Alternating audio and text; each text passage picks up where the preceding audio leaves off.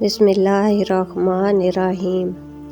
ایک مرتبہ حضرت ابراہیم علیہ السلام اپنی بکریوں کا ریوڑ چرا رہے تھے کہ ایک آدمی قریب سے گزرتے ہوئے اس نے اللہ تعالیٰ کی شان میں یہ الفاظ ذرا بلند آواز سے کہے: سبحان ذی الملک والملکوت، سبحان ذی العزت والعظمت الہیبۃ والقدرۃ والکبریاء والجبروت۔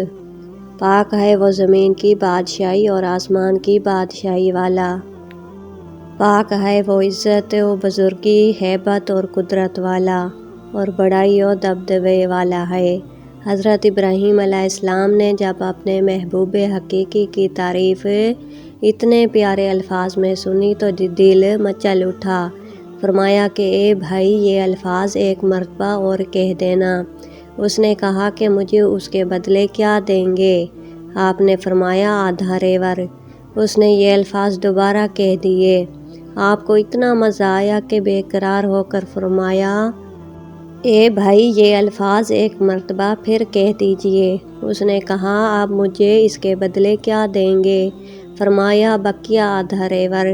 اس نے یہ الفاظ 100 بار کہہ دیے۔ آپ کو اتنا سرور ملا کہ بے ساختہ کہا: اے بھائی، یہ الفاظ ایک مرتبہ اور کہہ دیجئے۔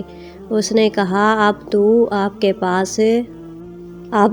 کے پاس دینے کے لیے کچھ نہیں بچا، اب آپ کیا دیں گے؟ فرمایا اے بھائی، میں تیری بکریاں چرایا کروں گا، تم ایک مرتبہ میرے محبوب کی تعریف اور کر دو۔